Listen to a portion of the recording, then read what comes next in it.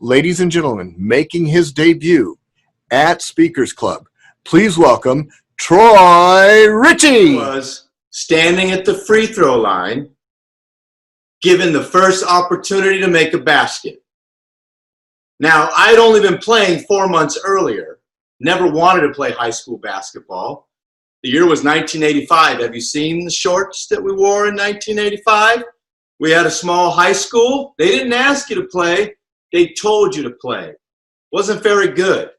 In fact, I sucked so bad I carried a straw in my pocket just in case I needed it. I was too small, too short, too weak, too skinny, 90 pounds soaking wet, and most importantly, I was too white. You see, on the big island of Hawaii, they don't really treat folks like myself. I mean, I'll put it this way. I knew bullies very, very well. All these thoughts are going through my head as I'm standing at a free throw line. You're probably wondering, why are you at a free throw line? Well, we were losing pretty bad, so they let the scrubs play. And it was a double bonus, which means if you get fouled, you get 2 shots, regardless of if you miss or make the first. Now, remember I said I was too weak. So the coach had this great idea. He was an older coach, older gentleman. He said, you're going to shoot your free throws underhand. And if you don't know what that's called, it's called a granny shot. Now, I'll describe the gym to you. It's on Oahu. We came from the Big Island, which is the country. And Oahu, King Kamehameha High School, very, very prestigious high school. You got the half of the gym, about 300 people there, in a world with no cell phones, I might add. We're losing by about 30. So some skinny white kid comes up to the free throw line. I take my first 3 dribbles, right? Bop, bop, bop. I line up. The rim is as wide as an ocean. Shoot that ball, and it's like a movie where in slow motion, the ball's spinning. 2 feet short. Now, if you know what 2 feet short means, it usually brings out air ball, air ball. The crowd that I didn't think was paying attention thought it was hilarious. They were laughing hysterically. The referees are supposed to be neutral, correct? They're not supposed to cheer. The referee hands me the ball. He's laughing. Show me that again. Well, now I'm really freaking out here. So I get back to the line, take my 3 dribbles. Bop, bop, bop. Look at that. The rim is no longer an ocean. It's real tiny. And I take my ball and I shoot it. And the spin is perfect. Swish. I made my first basket. As I'm running down, guess what the crowd's doing? They've stood up, they're cheering as loud as they can for some skinny white kid wearing these ridiculous shorts.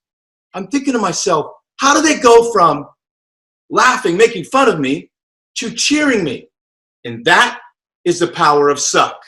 And this is what I tell entrepreneurs, and this is what I tell students at the Clark County School District. When they say, I'm not good enough to do that, then you have more power because you're not good enough. You're doing it.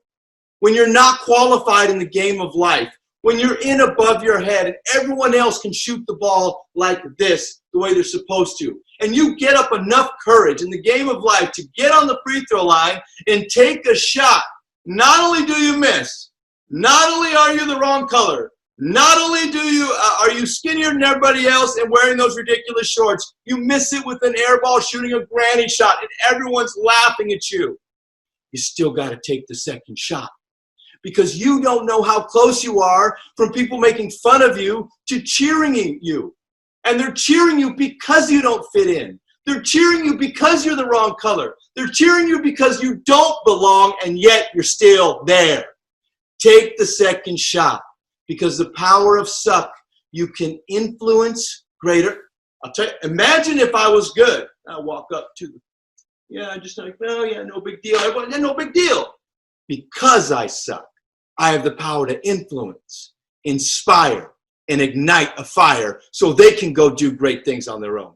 My name is Troy Ritchie, and if you don't know me, you will. Round of applause for Troy. What did we love about Troy? Dr. Coleman. Troy, I welcome, first of all, to Open Mic.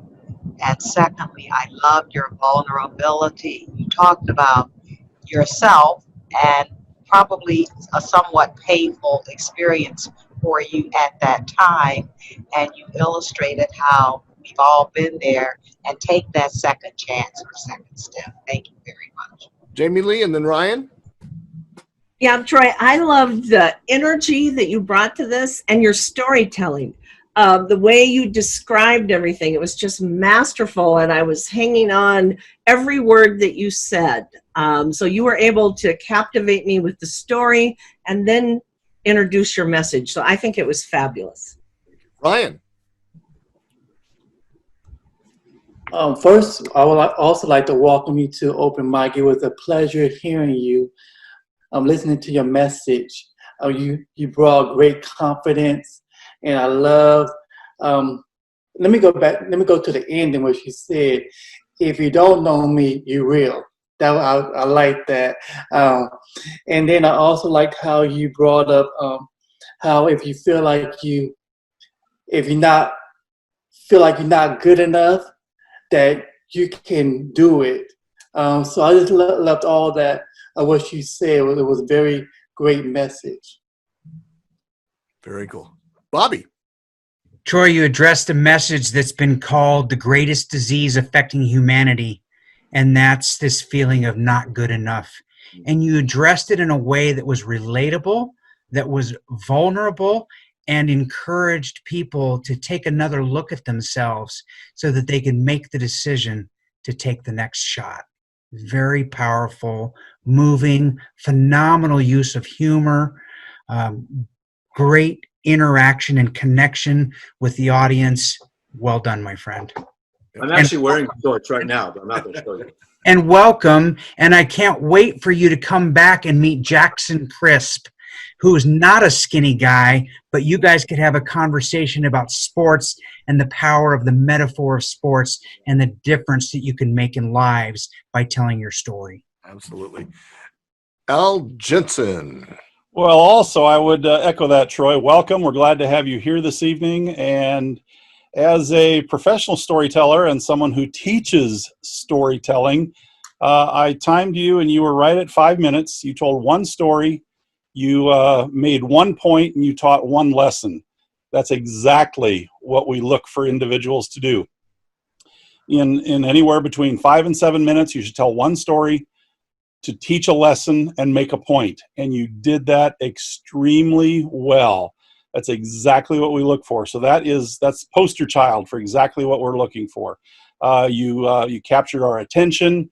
You brought us in. You made us feel the emotion. You showed your vulnerability. That's what connects you to the other humans in the room, is sharing that vulnerability. So whether it was intentional or whether it was by accident, you did a lot of things right. And it was a great story, and you are on the right path. I hope that we'll see you back many, many times.